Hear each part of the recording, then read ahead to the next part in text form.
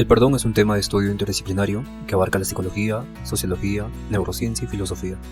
Aquí vamos a entrar detalladamente en las áreas de perdón desde las perspectivas científicas, investigaciones, así también como reflexiones, y vamos a analizar a fondo este proceso humano. En psicología, el perdón se define generalmente como un proceso cognitivo y emocional mediante el cual una persona libera sentimientos de resentimiento, ira o venganza hacia alguien a quien le ha causado daño. En esta perspectiva hay varios teóricos que explican el perdón. Entre los más influyentes tenemos el modelo de perdón de Robert Henry, que se basa en el proceso de 4 etapas, que la primera es la revelación del dolor, la segunda la decisión de perdonar, la tercera la comprensión del ofensor y la cuarta la liberación de los sentimientos negativos. Y el otro modelo es el de Everett Worthington y destaca el modelo REAR, donde, primer paso, tenemos que recordar el daño. Reconocer y recordar el sufrimiento causado por el ofensor es el primer paso para abordar el dolor y empezar a sanar. El segundo paso es empatizar con el ofensor. Intentar entender la perspectiva y las motivaciones del ofensor puede ayudar a reducir el resentimiento y fomentar una visión más compasiva. Y la siguiente es ofrecer un regalo altruista de perdón. Y esto implica la decisión consciente de perdonar incluso si el ofensor no ha mostrado arrepentimiento o ha pedido perdón. El siguiente paso es comprometerse a perdonar, y este paso implica una decisión firme de dejar atrás el rencor y mantener ese compromiso con el tiempo. Y el último paso es aferrarse al perdón. Mantener el perdón implica trabajar continuamente para no volver a caer en el resentimiento a pesar de las posibles provocaciones futuras o recuerdos. La importancia del perdón, según Worthington, enfatiza que este no solo es para beneficiar al ofensor, sino que también es esencial para el bienestar emocional del ofendido. La reducción del estrés. Estudios han demostrado que el perdón está asociado con una disminución de niveles de cortisol, esa es la hormona de estrés, y esto se traduce en la reducción general del estrés y una mejora en el bienestar psicológico. También la mejora de la salud mental. El perdón está correlacionado con una menor incidencia de trastornos como la depresión y la ansiedad. Perdonar puede reducir los síntomas asociados con el trauma y el estrés postraumático. Y esto es muy importante, ¿no? Porque la mente puede juzgar o perdonar, y al momento de autoobservarnos vemos que siempre juzga. Inconscientemente juzga para conocer. Y eso está bien, pero si se lleva al otro extremo de juzgar todo, se vuelve una máquina de depresión y ansiedad. Porque todo lo que piensas negativamente de una persona, instintivamente, intuitivamente y desconocidamente, es lo que piensa tu mente de ti mismo. Y ahí viene la depresión y la ansiedad. Entonces tenemos que tener cuidado de no juzgar sobre todas las personas. Y como dijo Pitágoras, actuar armónicamente. Y el tercer beneficio es las relaciones interpersonales. El perdón puede mejorar tus relaciones interpersonales, a reducir la hostilidad y facilitar la comunicación y la resolución de conflictos. En la perspectiva neurocientífica, hay mecanismos cerebrales que se activan. Por investigaciones con neuroimagen se puede identificar que ciertas conductas como el perdón están asociadas en la activación de áreas cerebrales como la corteza prefrontal y el cuerpo amigdalino, y estas se encargan de la regulación de emociones y el procesamiento social. Entonces la corteza prefrontal está implicada en el proceso ejecutivo y la toma de decisiones, mientras que el cuerpo amigdalino está relacionado con la respuesta emocional y el procesamiento del miedo. Y para hablar de neurotransmisores, el perdón puede influir en la liberación de estos, como la oxitocina, que está relacionada con la empatía y la vinculación social, y también la serotonina, que está implicada en la regulación de estados de ánimo. Pero acá hay un problema muy interesante, ¿no?, que vamos a hablar más adelante, que es el existencialismo y esta metafísica del perdón. Pero en estudios experimentales se ha podido ver que las intervenciones diseñadas para promover el perdón han demostrado ser efectivas en la reducción del dolor emocional y el aumento del bienestar en general. Los estudios experimentales han encontrado que las prácticas de perdón pueden llevar a una disminución en la actividad cerebral asociada con el estrés y el dolor emocional. La perspectiva sociológica también habla sobre lo que es el perdón, donde el perdón puede variar significativamente entre culturas y contextos sociales. En algunas culturas el perdón se valora, se practica como un medio para mantener la cohesión social y la armonía, y en otras puede haber un mayor número en busca de justicia, en busca de venganza. Son pueblos opuestos. Las comunidades se dividen en estos dos, ¿no?, como se puede apreciar acá, y también las personas se pueden dividir en dos. Pero como dije al inicio, la mente solo juzga o perdona, y eso también está relacionado con esto. Y para hablar de perdón es muy extenso, es demasiado amplio la base metafísica y teórica inconsciente del perdón, pero que se representa ya en experimentos psicológicos, en experimentos en neurociencias, y esto es algo muy interesante, ¿no?, porque podemos ver que algo abstracto ya se materializa en algo físico y se puede estudiar de forma cuantificada. El impacto en la comunidad. A nivel comunitario, el perdón puede influir en la cohesión social y la resolución de conflictos. Las prácticas de perdón a nivel comunitario pueden facilitar la reconciliación y la restauración de relaciones, especialmente en contextos de conflictos prolongados o traumas colectivos, ¿no? El perdón de las tribus colonizadas a sus colonizadores o conquistadores y demás relaciones que tienen este impacto en la comunidad.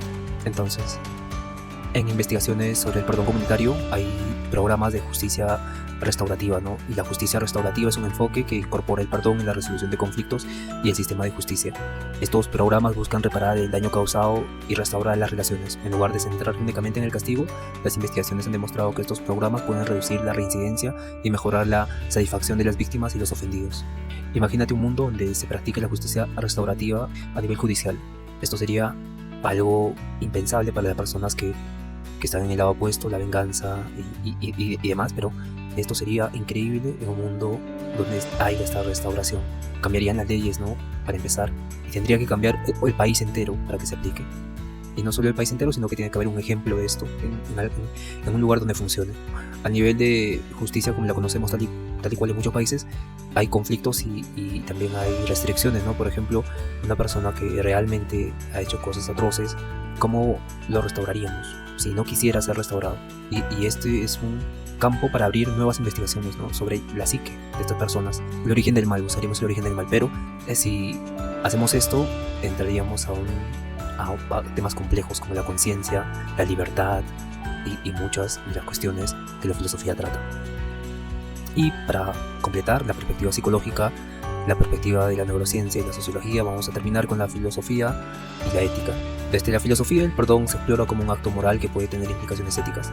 Algunas teorías filosóficas, como la ética del cuidado de Carol Gilligan, argumentan que el perdón es una forma de mostrar empatía y mantener las relaciones interpersonales.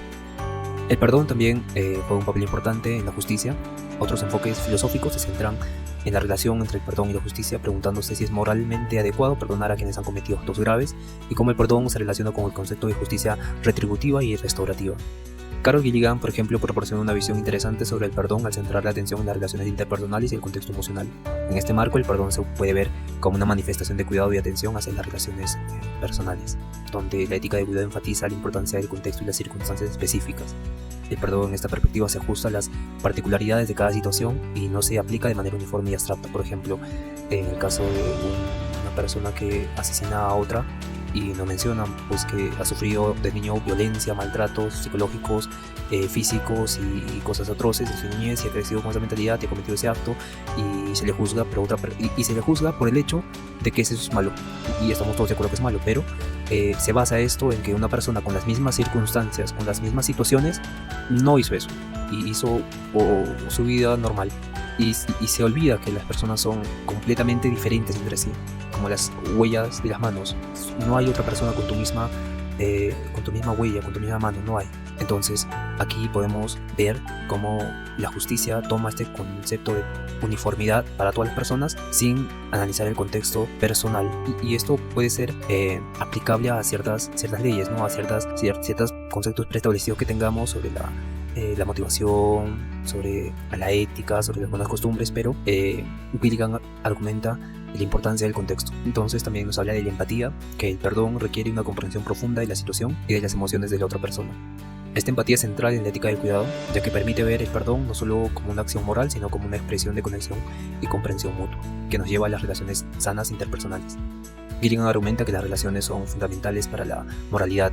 El perdón en este contexto se convierte en una herramienta para recuperar y mantener estas relaciones. Es un acto que permite la reconciliación y la restauración del vínculo afectado. Y vamos a ver ahora el existencialismo, y el representante de este es Jean-Paul Sartre, donde se enfocaría en la libertad individual, pero esta libertad individual necesita de una responsabilidad personal y de la autenticidad. Y para Sartre la libertad es una característica fundamental de la existencia humana, y el perdón desde esta perspectiva puede ser visto como una expresión de libertad. Al perdonar, una persona no solo actúa libremente al decidir dejar atrás un rencor, sino que también ejerce su libertad para transformar una situación negativa en una oportunidad para el crecimiento personal y la reconciliación.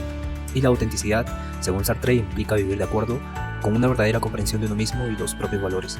Y el perdón puede ser un acto de autenticidad cuando surge del entendimiento genuino de las propias emociones y de las situaciones de una persona. Entonces permite a las personas actuar de manera congruente con sus propios valores. Y un punto más sobre la responsabilidad personal.